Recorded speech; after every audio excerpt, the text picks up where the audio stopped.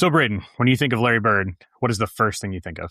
The first thing that just like pops in my head immediately, probably my favorite thing about Larry Bird is just it's just the shit talking. It's just like how good he was at, I don't know, just all the stories you hear about him telling a defender the move he was going to do and then just doing it. Walking into the 3-point contest, saying who's going to come in second. Just like a classic case of just like talking the talk and walking the walk. But I just love stories like that. And that's from like any player. You hear those stories about like Kobe and KG and whoever. But I feel like he just has some of just like the coldest, coolest shit talking stories. And like no one I feel like in that, I mean, Michael Jordan has his moments too, but I don't know. He's just like he's the epitome of like walking the walk and talking the talk at the same time. Yeah, I think what's cool about him is like it almost has like a wink to it. Like his shit talk. It's like like Jordan's was he's just so like intense. And Bird's an intense competitor too. No question. One of the most, Jordan was more psycho, yeah. yes, but yeah, Bird's is a bit more of like this like folksy like all right boys, like who's coming in second. Like that's just like a little bit different, than like Jordan's. Like it's almost more fun, but still just as effective. Like that's kind of I think why I like it so much. It's like he's this like folk hero almost. Like he told these tales, shot shots from these great distances. Yeah, he's Larry Legend. I mean, yeah, he is the guy. So I think that's like a perfect way to sum him up. I mean, obviously, Mitch, he plays for your favorite franchise and looms very large in that franchise's history. So, and what about for you? Like, what do you think of? Man, I think it's first thing that comes to mind is how much he revitalized the NBA and like brought it to the stardom it is now. Like him and Magic, it's like that duo is the tandem that brings the NBA into the limelight, into the spotlight, I guess, of professional sports.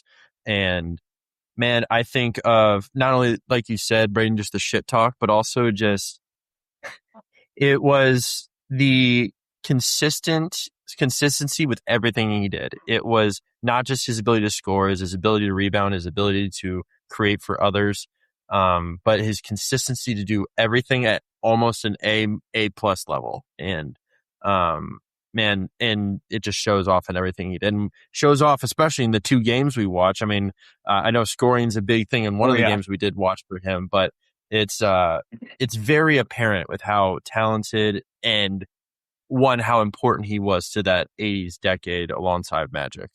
Yeah, I think he has this like, obviously he looms very large in like the Celtics franchise history, and like you said, he is credited with Magic, and then Michael obviously taken to another level with kind of saving the league. He comes in 1979, same year that the NBA adopts the 3-point line. He was drafted in 78, but comes in 79 and just is like out of central casting. It's like we've got this like black superstar that's like this gregarious, like almost pitch man, like this great, just this smiling, joyful character. Yeah, charismatic, and then like these super intense, like kind of white country boy that like both are amazing in their ways, but very much team players. And then they raised up these two franchises that were already two of the most preeminent franchises, but I mean the Celtics already were, but brought them to even higher plane of popularity and just notoriety. I mean, we go from 79, 80, the NBA finals are on tape delay to 1984. It's prime time. And it's like, this is like, just in that 5-year span, those guys' first 5 years, it just like, the popularity of the league just rocketed. And then, that summer, Michael Jordan gets drafted. So, it's all. It was all too good to be true, really, for the NBA. Like, even just the rivalry starting before they even got to the league. Like, it couldn't have happened any more perfectly. And then, Jordan just sailing in, the greatest player ever, just riding the coattails of that and just launching the league into just, obviously like what it is today, pretty much. It's wild to think about. I think that's what's the special part about it all. Is just that he was a part of the leader, like leading it from the front. And I think that was the best part. And he's from a small town in middle of nowhere. And I think that was the other thing too. Is it was a guy who from French Lick, Indiana. I mean, where the heck is that? If anyone can point to that on a map, like I'm proud of you. But it's one of those things. Real. It's just, no, it's not French Lick. Like, yeah. Just that sounds like a Disney background. Yeah, it sounds like a Disney made up place. Honestly, more than anything, it does not sound like it belongs in America. It sounds like even his career sounds like a Disney TV movie or something. Just like from French Lick, and just this like just white boy that becomes like, debatably, like at the time, the greatest player of all time. People were calling him that. It's like he doesn't even seem real. If we didn't have video of it, it wouldn't. I wouldn't believe it. And like went to Indiana, dropped out, like because he was just like couldn't really handle. He's just like he was from a small town, just couldn't really handle like the big, campus vibe. Was just like mowing lawns and like just playing, basketball on these like blacktops and stuff like that. And then just like it becomes the star of Indiana State. The NBA. Yes. Yeah, he just is this just crazy figure that it almost seems like he played like 100 years ago. It's just like this is like like he played in my we lifetime. only have stories like of this man. Like that's what it should be like. But we actually have footage. He's still alive. Yeah, crazy. It's a crazy time in the NBA history. And yeah, you're right, Adam. It's the evolution that, he's playing on tape delay in his first finals, and then the second finals, or the whenever it's Lakers Celtics, it's prime time. Everyone's wanting to watch these games. And so it's because of him and because of those Lakers teams as well, just like the evolution of basketball starts happening. And we have him in our dark matter tier, Adam, which is the 5 through 10 tier, and I think it's perfectly placed. I don't think if you have Bird outside your top 10, we have some major questions for you, and I don't agree with your thought process. But to each their own. But Adam, when we think of Larry Bird, we also think of important games that always pop up, and we have for each one of these players, we have 5 games that determine who each player is, and so, or how we believe they're define their career, I guess is the best way to put it. So Adam, what 5 games did we choose for Larry Bird? Yeah, so we started in 1981. This is second season. The Eastern Conference Finals, Game 6. This is perhaps the best playoff series of all time. Celtics are down 3-1 in the series. They win Game 5 at home. They go to Philly down 3-2. Bird puts up 25-16, great road win, evens the series. There's a crazy Maxwell fight in this game where he goes into the stands and like hits a fan. That was crazy. Yes, absolutely nuts. It's just one of those plays that like, oh yeah, like today that would be like just like a skirt. He pretended to play 40 minutes in the game. Yes. Like he wasn't ejected or anything. That was wild. Anyway, yeah, it's absolutely crazy. So that's the first one. They come back and win that series and go on to win the title. So in just his second year, Bird wins the title, and is obviously phenomenal right from the start. 1984 Finals Game 5. That's one of the games we'll be watching in full. So we'll talk about that one more in a second. 1984-85 regular season. This is the second game that we'll be watching in full. This is a Celtics and Hawks game that was actually played in New Orleans. We'll get to that in a second. 1986 Finals Game 6. Houston Rockets at Boston Celtics. Bird himself calls this the best game he has ever played. A triple-double in a closeout game to win his third title. Not bad. Caps off his third straight MVP season as well. 1991 Eastern Conference first round, Game 5. Pacers at Celtics. This is the last truly special Bird performance. He hits his head on the floor early in the game. Seems like he's going to get a concussion. Goes back to locker room. Comes back and scores 32 points to win a high-scoring shootout and take the series from the Pacers. Just an awesome, awesome game. There's like that classic shot of him kind of coming like from behind, like walking like up the little steps out of the tunnel. Oh yeah, the crowd was crazy. He whips off the the little jacket with Bird on the back. Awesome. So good. Yeah, cinema. Still. Yes, absolute cinema. It's chills moments, honestly, like that I think, whether it be a big shot or honestly, there's just the footage. I mean, I think about like the late 2000s and early 2010s when they would have like the video that you play before the finals. It was always like the hype reel, I guess, that they would put together. It always felt like there was a video of him coming out of the tunnel there at the Garden. And it wasn't that scene, but mostly just like, it always felt like you could see the bird on the back of the jersey at the Garden. It was one of the clips they would always throw in one of those videos. And so, man, it is it's such a special career, and yet it's only just over a decade. It's just, and you're like, Mitchell, we talk about the Jenga blocks and how is this guy got this so high up with the amount of seasons he plays?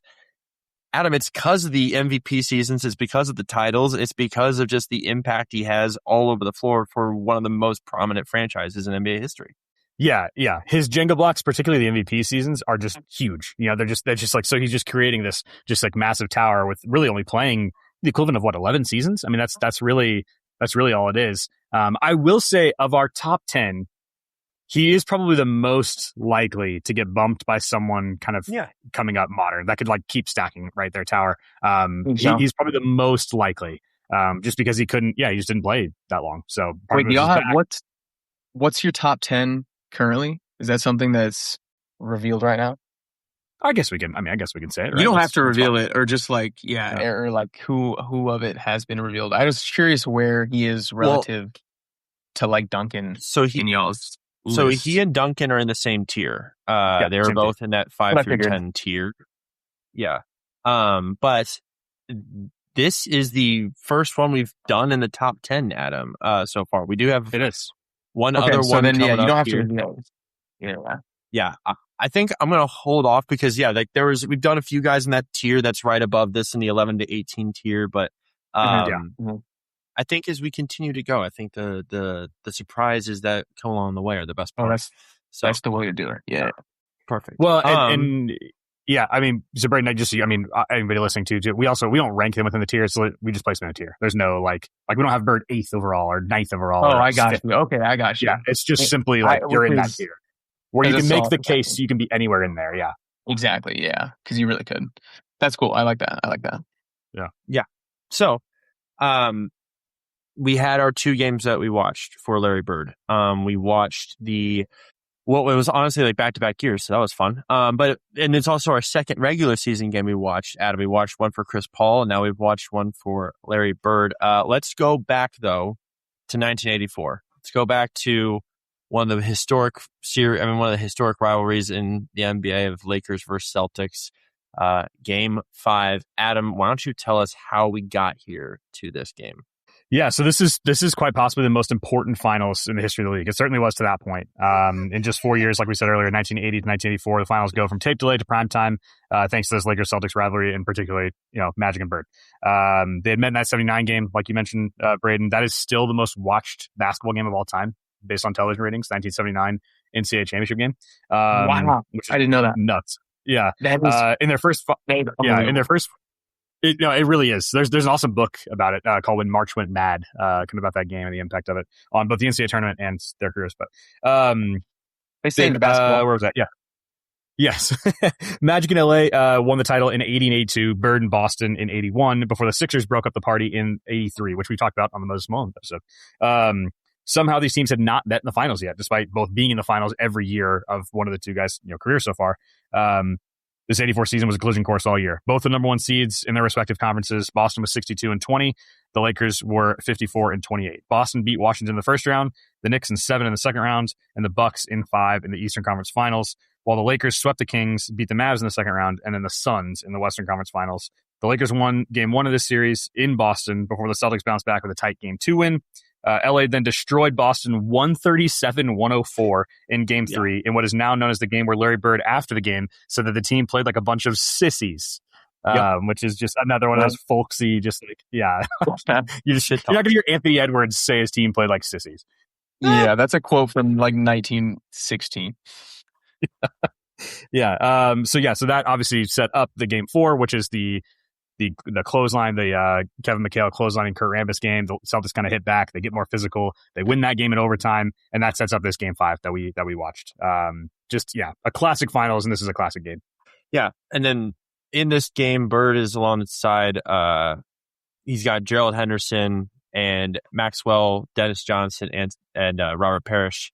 At this point, McHale's still coming off the bench, and it's crazy to me that that's still happening. I mean, at this point in McHale's career, but Max is still putting up points. I mean, not in this game, but it's still moments where you can see Maxwell's impact. So for each one of these games, we have categories we go through, just 2 main categories for each of the games. And so, Brayden, I'll start with you for this one, just to get our Larry Bird expert in on this. When you watch this game, like what was the sequence? Well, you are tonight. You are our expert tonight. Thank you. I'm honored.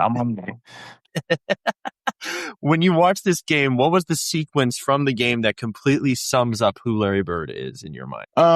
For me, it was late in the fourth quarter. I mean, this game was intense, and he was doing things all over the floor. Like you kind of mentioned, he did his whole career just doing that the whole game, just scoring inside and out, setting people up. Obviously, he had 17 rebounds. For me, late in the fourth quarter, he snatches his 17th rebound, just like rips it. and then comes down, just drains like a long two, and then immediately goes for a steal and just like knocks Byron Scott like way out of bounds. Yep. And gets the foul, doesn't get the steal, but that like it didn't matter. He gets his fourth foul. Crowd's just chanting Larry, Larry, Larry. Like game to me was just sealed at that point. And that just sums him up, I think. Just completely. Just doing things all over the floor, just like throwing his body at people, like not afraid. Obviously, like he's, a very physical player, was his whole career. Not like a dirty player, but obviously got in like fights, wasn't afraid to knock people down. And yeah, was just did all like the things that sum him up to me in like a matter of like 45 seconds. And it was awesome. I love it. And Adam, I had that stretch too, honestly. That was the thing I had too. Oh, lovely. Yeah, great job by all three of us. It was hard to find another like sequence like that because he was just kind of doing things sporadically throughout the entire game. But then that happened and the crowd's chanting Larry. I was like, this is it, man. Yeah. I'll read you my note because it almost sounds exactly what Brayden said. I said early fourth quarter, snatching the rebound, just like you said, and then hitting the jump at the other end as the crowd goes absolutely nuts after the foul. It's just like, that's exactly what I read. 1,000 degrees in the arena. Yeah. Jesus, and that's what we man. should have prefaced with too, is this is the game that it's almost 100 degrees in the Garden because it's the no AC game. And in the third quarter, they have this, and this is my Marv Albert non-basketball moment right here, Adam, is when they have the cutaway to Kareem with the oxygen mask on, and this whole entire Lakers team is just sweating. They're just hands on their knees, like during this timeout break. And then you got with the Celtics, they're like, all right, we're good. We're just going to bounce up and down. We're fine. We're just sitting on the bench, just sitting over here, and we're having a good time. It was just the dichotomy between the two of them was crazy. But Larry Bird's leading that charge on the Celtics sideline, and then on the other side, it's Kareem and Magic just hunched over, not expecting this kind of energy from this game. And so, but either way, I mean, I totally agree with you, Brayden. That is the reason why his career is ended so early because of his physical nature. I mean, he literally is a stat sheet stuffer in this game. Everything has some sort of stat because he's got, like you said, he's got the 34 points, 17 rebounds, 2 assists, 2 steals, 1 block, all over the place. And that physical nature is why he kind of had to cut his career short because of how much of a toll his body took. No, and I think this game is, like you said, it's almost a perfect representation of that, right? It's like the all those little plays. And I think that's one thing he actually, watching full games of him is like really where you grasp like the greatness. Cause it's like, okay, the numbers, we can all look at Basketball Reference. Everybody can do that, right? That's like easy. It's like, oh, like, and they're pretty eye popping. Like, it's like, wow, this dude like really could score, he, could rebound. Like, but I think when you watch like the little plays, like I just kept finding myself just saying, God, he's so good. God, he's so good. Like just so many little moments of like a little touch pass, a screen here, a movement here, like just to open up space. Like he's just a basketball genius. Mm-hmm. Yeah, honestly. I totally agree with you guys. What else did you guys have for a Marv Albert non-basketball moment from this game? Adam, I'll start with you real quick. Yeah, so I actually had a line that Tom Heinsohn, who's doing the game, which again, it's like, it's so funny that like this just like so obviously Homer, like person's doing the national broadcast, like they just wouldn't really do that much anymore. But yeah. But he has an amazing line. He says, for a guy, talking about Bird, obviously, for a guy that is supposedly slow, he thinks 4 moves ahead. And I think that's a perfect way to sum up Larry Bird. It's like, there's more athletic players, and actually Bird's a better athlete than people remember. They just like look at him, he just doesn't look like an athlete, but he's actually a very good athlete. But his speed of thought is so impressive. Like I keep coming back to that. I'm just like, wow, that was such a great decision. Like it's like he doesn't ever make bad decisions. He'll miss shots, right? And he'll have the occasional turnover where he tries to squeeze a pass in there, but like it feels like he just doesn't make bad decisions like ever. 100%. I completely agree. I actually wrote, I don't know if this was the same quote, because I had a quote after I think he truly sealed the game with like an and one. And commentator says, a spectacular move by supposedly a slow man. And I had that put down in my notes also, which, yeah, I think that, because I also had the cutaway to Kareem in the oxygen tank as a non-basketball moment, but also had that quote put down as, yeah, like it's funny that they would say supposedly, because you're right, like he was actually a better athlete than people would give him credit for, but people would just he also assume. was huge. Like I think people forget that too. Yeah, it's that like calling like a white dunker like sneaky athletic kind of thing, because you just assume. this guy can't really move the way that Bird could actually move, and like, just play like even bigger than he was, even though he was also like pretty huge of a guy. Yeah. Like he was just a thick, like tall man, but like was down there getting boards over dudes taller than him like his whole career, pretty much. Yeah, completely agree. So yeah, Celtics do go on to win this game and do go on to win this finals in 7 games against the Lakers, and at this point continue the streak of never losing to the Lakers in the NBA Finals. That would end the very next year, unfortunately. Since I was totally not even alive. Let's move to next season though, Adam. Let's move to this regular season matchup. That honestly a blast to watch, and I'm gonna let you kick it off and like kind of explain the game and just tell us how we got here to March in 1985. Yeah, so this is the middle of Bird's second consecutive MVP season, the 84-85 season. They're obviously defending champs, like we just talked about. They're rolling. They're 15-14 coming into this game. I guess a not very good Hawks team, but a Hawks team with a lot of young talent that eventually would be really good. So you get to see, Dominique in, I think, his second year, young Doc Rivers, young Kevin Willis. So we're actually getting to see these guys kind of before they really become, contenders. The Hawks were trying to increase their fan base at the time, so they played a few games a year in New Orleans, including this one. So it was at the Lakefront Arena in New Orleans. That's a market that had lost their NBA team when the Jazz moved to Utah, obviously. Just 9 days before this game, Kevin McHale had set the franchise record for the Celtics with 56 points in a win over the Pistons. So that kind of set the stage for this game, which was in March of 1985. So it's like, that's kind of all in the background. There's a couple guys out for the Celtics, I think ML Carr and Cedric Maxwell. So, but other than that, it's pretty much the same team that we just talked about, 84. It's a lot of, Dennis Johnson and Danny Ainge and McHale, obviously, in Parrish. So, yeah, that kind of set the stage for this one. And, man, what a performance from Bird. Do we say the number? Yeah, I may as well. Yeah. So, I mean, yeah, Bird then goes on to break McHale's record and throws up 60 points, which has only been done one other time. And now, I mean, today in Celtics history by St. Louis guy named Jason Tatum. But it's a thing that, Celtics never have had before Bird, like this prominent scorer. They had a bunch of really good guys, like it was Havlicek or Sam Jones or JoJo White. Like they had really good players who did a lot of great things. Bird was just this next level of like A+ scorer, and shooter and everything. And so just having that as a next step with like, and I think the Celtics didn't have that again until Pierce and then again until Tatum. And so it's just like, there's this gap. It's almost decade gap between each one of these Celtics like eras. And honestly, Bird's just performance in this is crazy. So Adam, I'll start with you on this one. What was the sequence from this game that sums up who Larry Bird is?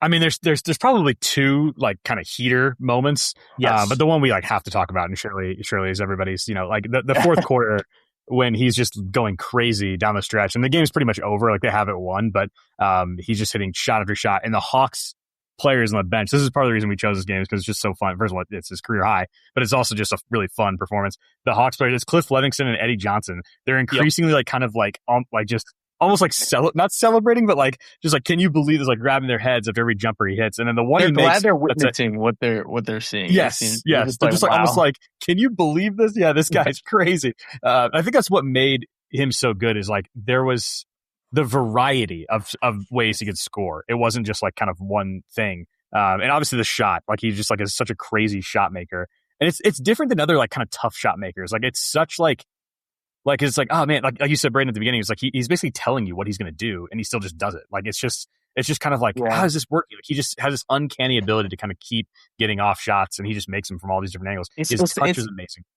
I hate to compare it to just another like kind of like non like muscular white guy, but like it is similar to Luka, to where like he's not quick, but he's like he just knows exactly how to break a defender down, and it doesn't matter if you know what he's going to do or not. Like he's just going to do it. He's going to do his move, and he's going to create that separation, or he's going to get under your arm, or he's going to use the hoop as a defender, and he's going to get his shot off just because he's too smart. Like you said, he's a basketball genius. He's just too smart for you. He's too good at just breaking people down just like methodically. Well, and like Luca, a really high release point too, right? So it's just impossible to block. Like it's just you can Yeah. barely challenge it. Yeah, like kind of slow releases, but like and they create enough Yeah. separation, and the release point is so high that all you can do is just jump and hope that you get Yeah. in their face a little bit, but it's usually not going to matter. Yeah, I love that stretch. And it's in I think Adam, you got cut off here because the final one is the one where he makes the shot, and then they all just do like the whole like slump, like like falling down, like in their chair moment. And I think that's they celebrated. I think that that has now been. Oh my gosh! But it's like that's the thing. And that one didn't even count. Yeah, exactly. Right. Yeah. And it's like one of those things that you do on the bench as like, I mean, bench warmer, hand up over here. That's what I would do whenever like I saw guys going off. It's just like, you'd be like slumped down and you just slide off the chair, which is, it's just one of the funniest things you can do. And I would do it in school, in class, when I just didn't want to do anything, honestly. So, and I may have learned it from the Atlanta Hawks bench. But it's one of those things that just continues on.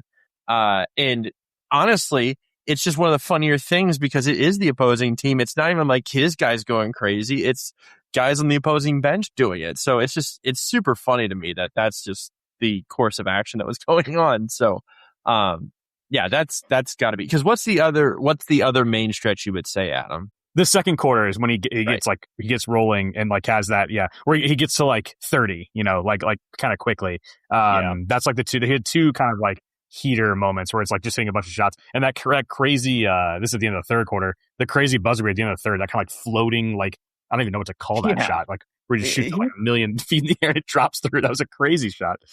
Yeah, man. Yeah, he just like just one of those players that just is good at just putting the ball in the basket. It's not like, even like, obviously he was a great shooter, but it's not like that is like you said, like how he was scoring like in one way. He just was a very just talented, coordinated man at just putting the ball in the basket at very different, unique ways. That floater was insane at the end of that quarter, at the end of the third. Just like, and he was doing stuff like that constantly, just like tossing it up, just like it's like in weird Flip ways. shots. Just and just he's just good at dropping the ball in, man. What can you say? Completely agree. Brayden, I know we've gone through a few different stretches here, but is there another stretch from this game that stood out in your mind? I mean, like Adam said, like that is the stretch of the game, obviously. Like if you had to pick one, I don't think you could really choose. I mean, it's like one of the stretches of his career. Just if you had to pick, like, just a stretch of like shot making, just one of the greatest shot making, like sequences ever.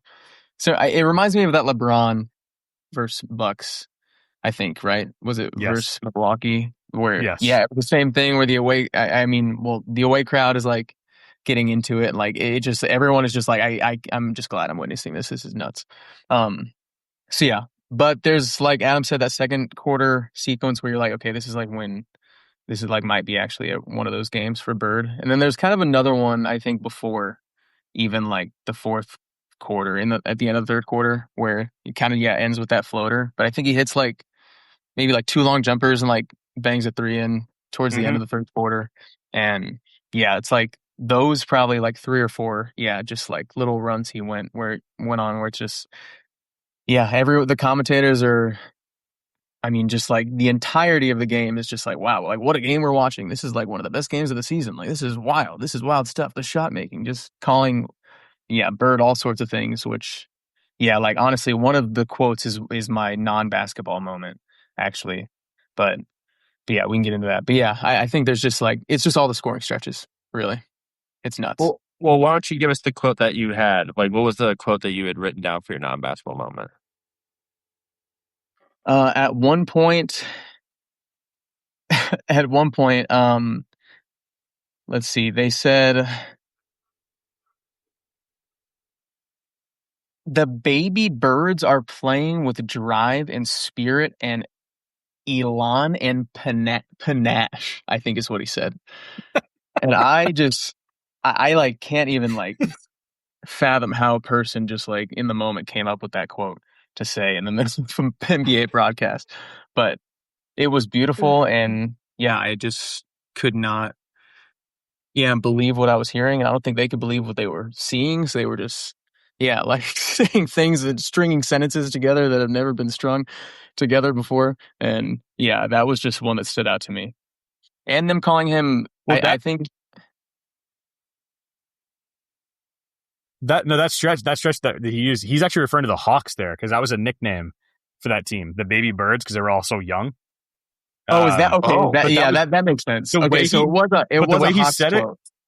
Yeah, or yes, like a the quote way he about said the it was Hawks. so confusing because it was after like Bird had made a shot, and it was just like, why did he say that right then? That was Yeah, weird. it did like confuse me. I think in the moment, I think I did realize in the moment, yeah, that it was about the Hawks, but maybe not when I had after I had written it down. But man, it was just yeah, like I think banger after banger quote. They kept calling Bird the great inventor. Also, like Yes, whenever the he would inventor. like Yeah, make I loved that. like a wild pass, and yeah, it was just like a total like 80s broadcast. Also, just like fully, I feel like just from just the quotes and just the fan shots and all sorts of stuff. I'm looking at Larry Bird's basketball reference page. I do not see the great inventor under his nickname list. I see that did not make the cut apparently for his They nickname. need to add that. I think they should add.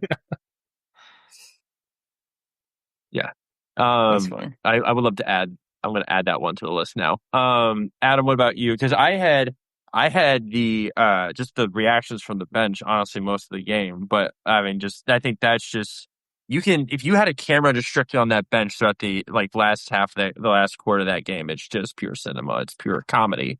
If you would think they're watching Tommy Boy for the first time, and it's just no, they're just watching good basketball.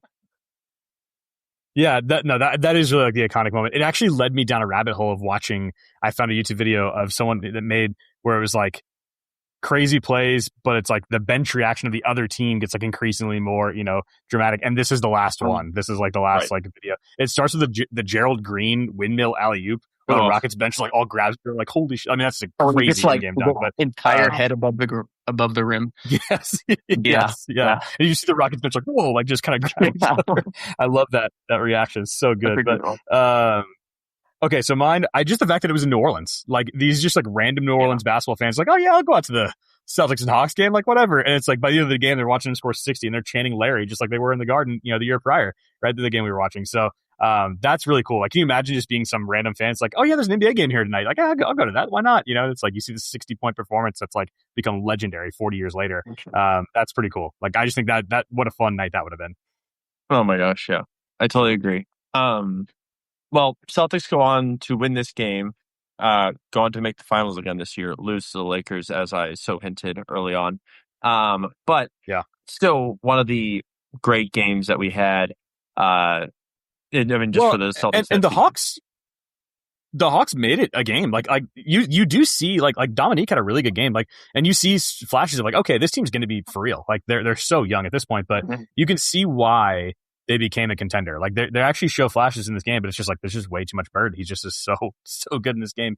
And do we want to talk about the a lot of people today would have called it unethical basketball, fouling at the end of the game to get him his 60th point. I don't mind that stuff, but there's a lot of people that would care about that. And he shot the shot at the buzzer too to get 60. He did. He did not need to. They're up by 9, but he took a shot at the buzzer. Yeah. Yes. And no one would care about that for years. Yeah, no one cared then, right? But people do care now because, like we talked about when Bam had his 83, there's like nothing cool can happen anymore. Like immediately has to be like disrespectful or this or that or whatever. Like nothing can just like, oh, that was cool. Like everyone just agrees and like that's cool and we move on. Like it has to be like disrespectful to Kobe or it has to be this or that or it's just like it has to be a narrative and it's exhausting. We can't just have like a funny like cool thing happen, But no, that's why I'm like I watched that and I was like, good for them, go for it. Like because how much cooler is it that like we can sit here 4 years later and say he had 60 points, Exactly. Like 58 is not as interesting, Exactly. And it was the career. What was McHale's career high or the Boston high that so he had already passed McHale, but it was like 2 weeks before that. But way cooler that he got to 60. I could not care less about him doing that. The fouling is like if you feel a certain type of way about that, I guess like I can let you have your opinion about that. Yeah, but that's the only thing that you're like, okay, that's a little bit kind of maybe you're going a little too far.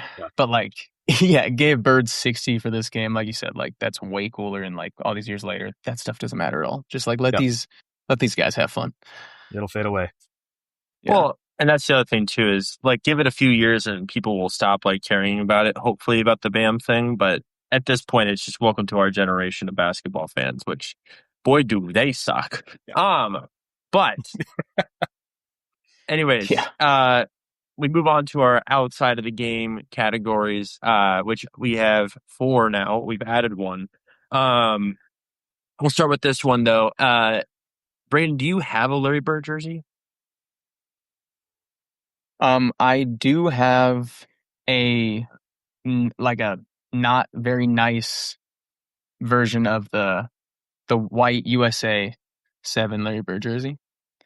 Gotcha. Okay. Which I love. If I had to pick one, that would be the one. I want like a better, like a real version of it. But okay. Yeah, that's the one I do have. Gotcha. Adam, you got your Bird jersey out in the back, right there behind you. Is that the only one that you have? No, I actually also have a USA, a Dream Team 92 one. Gosh. Wow. Great minds think alike here on this pod. I don't. I have don't have a jersey of his. And I'm also just not I was never a big jersey kid growing up. But if I get the green 33 that's behind you, I'd be a happy human, honestly. Or just give me an Indiana State jersey, then I'd also be very happy, truthfully. That'd be sick. Austin used to have an Indiana State Bird jersey. It was pretty sick. There we go. What other top 50 player would you pair with Larry Bird? And Brayden, before we started recording, you had said you thought about this for a few days, so I'm going to kick it to you first, so that way you can give us your thoughts on it. And I just am very curious what you had for this. Yes, I did think about it because obviously, like, there's a lot of top 50 guys you can pair these players with that are just like, it's going to be awesome. They're going to be so good and whatever. But yeah, when I was really thinking about it, and like I said, to open, like, my favorite thing about Bird is just like his ability to just talk shit and back it up. And another player that I think would match that energy really well and just be terrifying for teams to play would be Kevin Garnett. And I think that they're super physical play style. They both can play inside and out. They're both just like amazing rebounders. Like Garnett, a great defender. Yeah, and then they both just are just talking so much shit in your face. I feel like that would be the last like duo I would ever want to play together, I feel like, or one of the last at least. Bird and KG. That'd be an overwhelming amount of shit talk, I feel like, for any team. And I think if you're mentally weak, you're done for. And I think you're screwed. Yeah. You're done. So yeah, you're done. You're done, kid. No, that is such a great call. And I think both of those guys are selfish enough to know when to take over, but selfless enough to know when the other guy's going. And I think KG showed that in his years in Boston. So, man, I love that take. Adam, what about you? What'd you have? Yeah, I mean, they're both team guys. I like that one too. Also, yeah, guys who won titles with the Celtics. Pretty cool. Yeah, sure. Okay, I toyed this a little bit. I mean, look, like we can, like you could say LeBron James, like that'd be great. It's like it's a little bit boring to just say like the very best players of all time. Although like Bird and Magic together would have been just incredible. But I want the guy who kind of has that intensity that kind of like would match his kind of alpha-y, like that kind of, vibe, but could play off of a star really well and did that multiple times in his career. I want Dwayne Wade. I want like a slasher to kind of take advantage of his shooting, his passing. D-Wade was such a good cutter. I feel like Bird would be constantly finding him for like little lobs and backdoor cuts and things like that. And they kind of just play off each other, right? It's like, one's going, okay, the other one, takes a back seat. It's like they would be able to kind of like bounce off each other really well, I think. And I wanted kind of a little bit more modern player. So yeah, I went with D-Wade. D-Wade's a fun one. Man, I really thought about Wade a lot, and I was like, is there a different version of him that I was like, I thought about Clyde, and I'm like, that would have been fun, just like the similar, like, but he's a lot quieter. I think Wade still has moments of like, would have just is going berserk. So I was like, when was he at his best? Bird at his best is when he had a big man who could also be creative with him. And I think that's great with KG. I went with the guy who, man, what a mold that they would work. And they're both slow movers. They're both offensive beautifully minded. Can you give me Nikola Jokic and just let's call it a night and to just have these two work a pick and roll together and they're rebounding and creating for each other. It's we've Adam, you and I have talked about it. Jokic is just another version of Bill Walton at this day and age, and I think we saw Bill Walton just in the back half of his career with Bird. I just want to see a fully formed Jokic with Larry Bird. I thought about Jokic too. I actually wrote down Jokic as like one of my choices and was like, yeah, that would be amazing. I thought about that either too. one of them operating from the top. Yeah, I mean, just the passing, the touch pass, the tic tac toe passing that they could kind of create. Obviously, both can shoot it. It finish around the rim really well. Yeah, it'd be amazing. It'd almost be too easy. I know. Yeah, it would be. Yeah, the offense would be great. There is some questions about the defense, but I think Bird is still great defensively. But either way, I feel like if you had that two man as your duo, I feel like you're doing great things there. Our new category, and Adam, I'm going to kick it to you first for this one. I was thinking about this after we recorded our Chris Paul episode. I was thinking about it after we recorded some other episodes. I was like, man, there's some of these players, especially from further in the past, that they created a mold of player that is like kind of has been repeated by some of these top 50 guys. But I was curious, and my question to you then is, what other players have followed like the Larry Bird mold? Am I asking that question correctly, Adam? Yeah.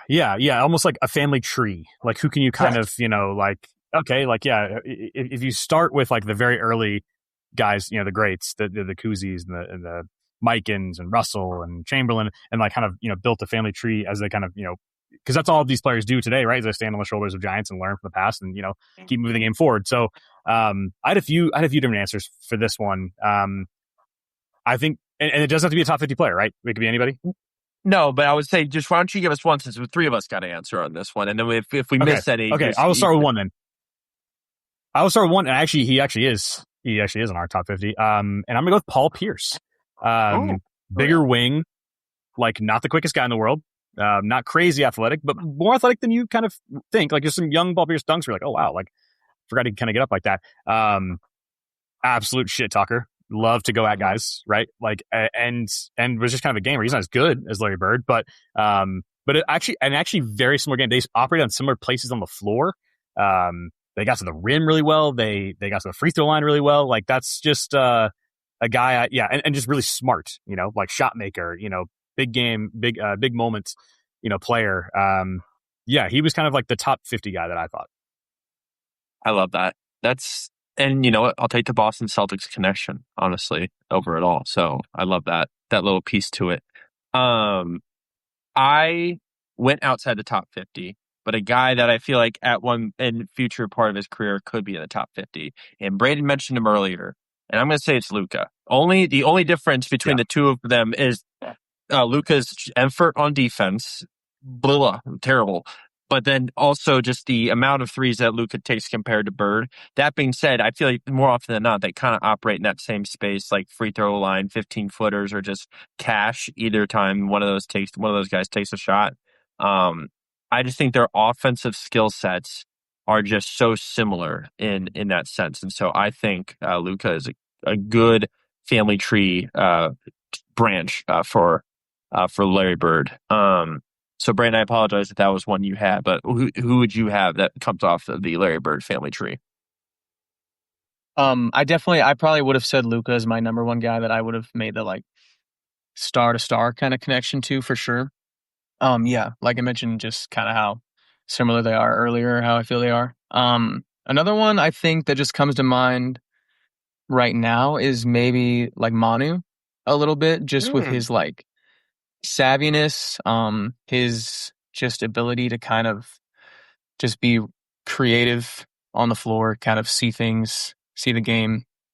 I feel like a step ahead of other people with like the passes he was making and the things he was seeing, the cuts he would hit people on, or just like just making plays that other players can't make. And his ability still to like to really like just break dudes down with like a jab step and like just like a one dribble move and create separation and stuff like that. Even though Manu's probably a lot quicker and scoring in like some different ways, but yeah, I think he's the one that came to mind after Luka. I love it. I like that one. I like it. Another international player too. Two guys who played angles so well, right? Bird and Manu. Exactly. Attacking guys at angles, that's how they do it. Yeah. Yeah, Luka's a good one too. I think obviously the biggest difference is the amount of like dribbles that Luka uses, Correct. Compared to Bird is more kind of off, more. But yeah, their shot making, the high release point, like that's all very similar. So yeah, those guys all I think would be under Larry's family tree. Adam, who else did you have? I mean, you said you had a few guys, but anyone else that we missed on your list? Yeah, I largely try to go cross racial when we do these because it's just we always immediately do like the white guy. But it's funny. There's actually a couple front offices who I know they like demand their people when they do draft comps that it have to be cross racial. Hey, like Bruce Bowen told Kobe Bryant about Manu, that ain't no white boy. Yeah, yeah. So I mean, Manu is honestly in a different category, but Gordon Hayward. In saying all that, I did find one that was like, it's just a little bit too easy. But yeah, Gordon Hayward, where it's like big wing, can kind of do it all. Good playmaker. Obviously not as good, as Bird, but just actually had a very similar style of game. Way less bravado, but actually like the places on the floor he liked to operate and how he liked to pass and could handle the ball. Like he was actually pretty similar. So that was kind of like a non-top 50. There's a couple others though that like some of the movement shooting off the side, like I mean Reggie Miller has some Larry Bird to his game, and he's talked about how he actually did take some of his like the way he came off screens and stuff like that. The high release point, and I mean there's all sorts of guys. I mean this is the thing, he's so good at so many different things that you can find a bunch of players that actually played somewhat similar to him. Sure. Yeah, I completely agree. That's a great point. And then where is he now, Adam? Yeah, so he worked in the league. He was with the Pacers for a long time. I'll kind of get the years right with the coaching. So he was coach of the year in 1998, led the team to the finals in 2000, and then was just done. That's it. He just didn't really coach anymore. But he was in the Pacers front office for a long time. Took a very brief break at different points. He was a consultant for a long time, another brief break, and he's now consulted again with the Pacers. So he's essentially spent the kind of back part of his life and career. He actually did not really have the strongest relationship with the city of Boston after he retired for whatever reason. He really kind of clung to the Indiana franchise and has been with them really off and on from kind of mid 90s on. So that's still what he's doing to this day. I mean, he's around the game. He's a great interview. When you really get him to open up, he's fascinating to listen to. He could be a bit gruff at times during his playing days, but if he was kind of up for it and willing in a long form interview, he's a really fascinating person to listen to. And I do think there's one thing that we should always remember is that Larry's not white. Larry's clear. My gosh. Amen. My goodness. Listen, if only Dennis Rodman would have said that during that Pistons Celtics series, I feel like that would have changed a lot. I am also pissed at myself for not throwing that game out there for the list. Just like throwing that game that Dennis Rodman has. The steal by Bird. After. Yeah. Dang. But listen, Brayden, that's 87 game 5. Yeah, that's a classic. Brayden, I appreciate you so much for joining us tonight, my man, and talking Larry Bird. Is there any final things that you would say about Bird before we let you go? Oh man, I mean, what really can you say about him? I do like that I was able to watch. I've never really watched a full game of Larry Bird's actually, so that was cool to watch like 2 of them. So yeah, I mean, I'd recommend just going and watching some Bird games because that was really fun. And now I want to watch more classic games that I haven't seen. So I will say this era, of course, we enjoyed having you. I will say for people who are like, this is part of the reason Mitch and I do this is like we want people to be like, hey, this is actually pretty fun to go back and watch these full games. And you do get a much more complete picture of what the player can do kind of on a possession by possession basis. Like we've all seen the highlights, and I know Brayden, you've obviously probably seen dozens of games of his like in highlight form, but to really sit down and watch a full game is a very different experience. And there's so many on YouTube. And I will say this era is super entertaining. Like it's obviously a little bit different, but like I don't find this as jarring as like watching games from. I mean, look, we watched some from 1963, and it's like that's tough. Like if you've never watched a classic game, and that's like the first classic game you watch, you're gonna be like, wow, this is just so different. But the Magic Bird era is great basketball. Yeah, like the pace they play with is amazing. Like and they take like really interesting shots. Like it's obviously different than now. There's like way less threes and stuff like that. But there's still like, I mean, Antoine Carr in the Hawks game we did has like a couple like thunderous dunks. He Like, was nuts in that game, man. He was going. I thought he was Dominique a couple times, man. That was crazy. There are great athletes on the floor, and it's like it's a very fun brand of basketball to watch. Like, obviously, it looks aesthetically different in the shorts and all that, whatever. But like the actual Some of the basketball forms are like atrocious. I would say that's Sure. like the worst Sure. part. But like Yes. they're playing basketball. They're playing physical basketball. They're playing defense. The pace is like up. Like Yeah. they're like playing smart basketball, and I don't know. Yeah, it was cool. It was cool. It's a good entry point into like watching full classic games. Yeah. Bird like Magic era. Yeah. Completely agree. Well, listen, Brayden, thanks again for joining us. Where can people find our guy Brayden? Whether it is musically or just like geographically, where can we find Brayden? You can find me if you want to come find me in Nashville. I won't give you anything more specific than that. That's fine. But feel free to come look for me. But yeah, socials and music. I go by Keefler, so you can pretty much find me anywhere by that. Keefler. And yeah, man, thank y'all for having me. This was super fun. Yeah, appreciate you, my man. Adam, do you want to tell people who we're doing next? Yes, let me get my order correct. Because we sometimes record these out of order. The next one to be released is Walt Clyde Frazier. Darn right. I'm stoked. That's going to be a super fun Hell one. Yeah. That will be our second Nick that we will have done after we did Ewing a few weeks ago. If you're listening to this is being done before that's even posted. So you're catching us again. We do these so out of a weird order. So, but seriously, Brayden, thank you for joining us tonight. Thanks everyone for listening. This has been the Anatomy of a Superstar for Larry Bird.